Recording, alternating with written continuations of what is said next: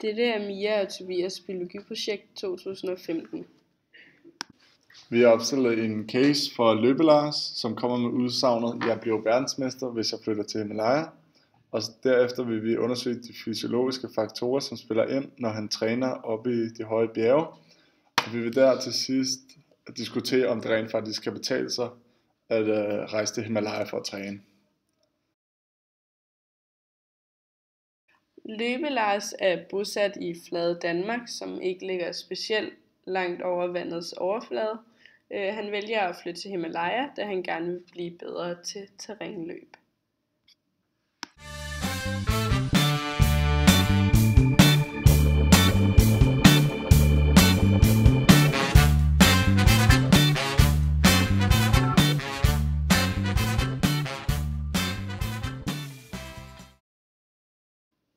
Løbe-Lars er nu ankommet til Himalaya, og vi vil nu undersøge de fysiologiske ændringer, der sker, når han begynder at træne heroppe i bjergene. Nu vil vi liste, hvilke fysiologiske ændringer, der sker for Lars' krop, når han træner oppe i bjergene. For det første kommer der en øget kapillarisering.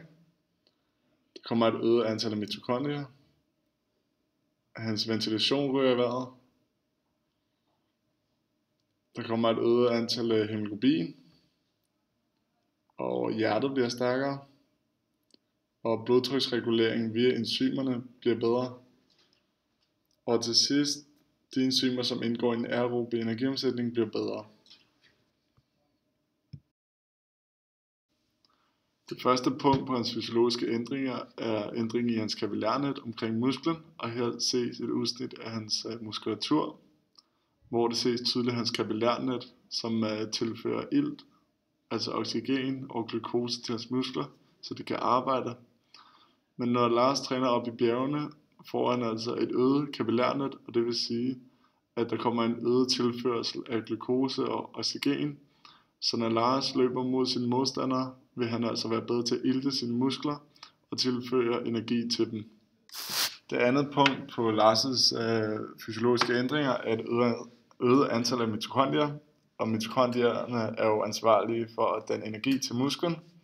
Og i og med, at der kommer flere mitokondrier i musklerne, så er musklerne altså i stand til at danne mere energi i form af ATP.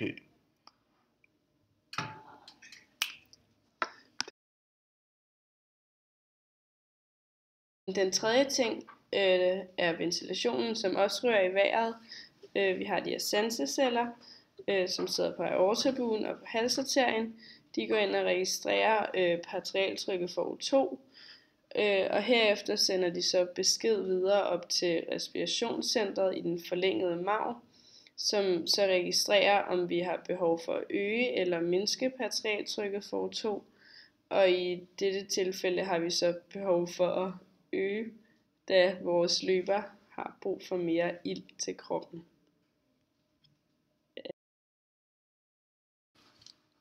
Løbe-Lars' muskler har et behov for oxygen for at kunne arbejde, og det får de via det iltbindende protein, som hedder hemoglobin. Og hemoglobin er i stand til at binde 4 iltmolekyler til sig. Når Lars så træner op i de høje bjerge, så kommer der altså flere iltbindende proteiner, altså hemoglobin, også kaldet røde blodlegemer, ud i hans blod. Og på denne måde er han i stand til at binde mere ilt til sine røde blodlegemer, og derved kan der komme mere oxygen, altså iltning, til hans muskler. Så i sidste tilfælde kan han arbejde over længere tid. Når det iltbindende protein hemoglobin så har transporteret det fra oxygenet fra lungerne, afleverer det så til musklen, som derefter kan arbejde aerobt.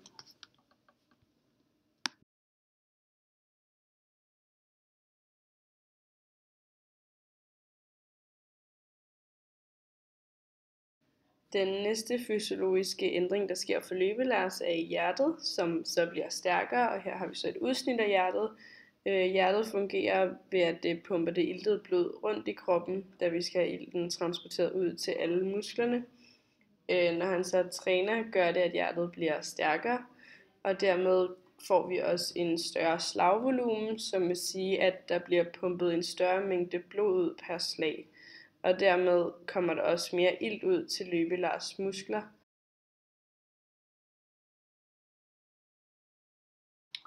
Den næste fysiologiske ændring, som forekommer i løbelars' krop, er antallet og effektiviteten af enzymerne, som indgår i den aerobe energiomsætning. Og den her omsætning forekommer altså i mitokondrierne, og enzymerne er med til at hjælpe for at sætte denne omsætning i gang fra glukose til energi, som musklerne kan bruge. De her enzymer bliver altså mere effektive, og de stiger i tal. Så i og med at der er flere, kan der altså dannes mere ATP, og en højere produktion af ATP vil altså hjælpe løbelars med sin udholdenhed, og han kan derfor løbe længere under hårdt pres.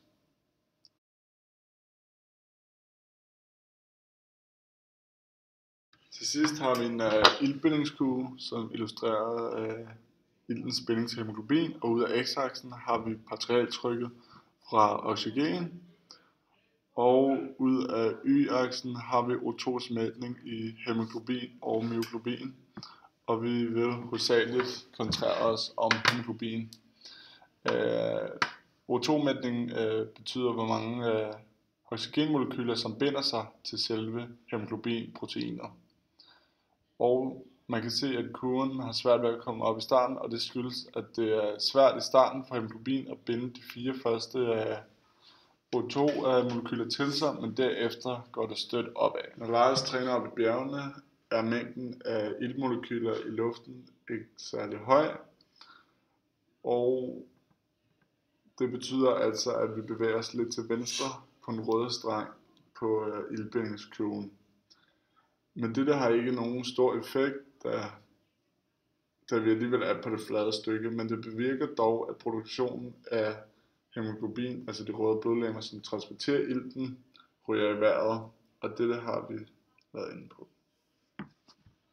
Nu skal vi altså vurdere, om løbelars' tur til Himalaya har været forgæves, eller om det rent faktisk kan betale sig. Og den eneste fysiologiske faktor, som rent faktisk spiller ind i den her sammenhæng, er mængden af røde blodlegemer, altså hemoglobin, som dannes, når løbelars løber op i de høje bjerge. Men efter et par uger ryger det her øgede antal altså ned igen.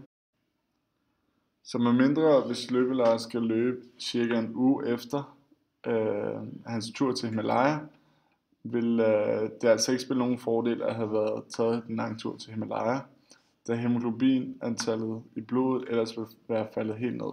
Alle de andre fysiologiske faktorer, som løbelars har opnået i Himalaya, kan altså også opnås i Danmark.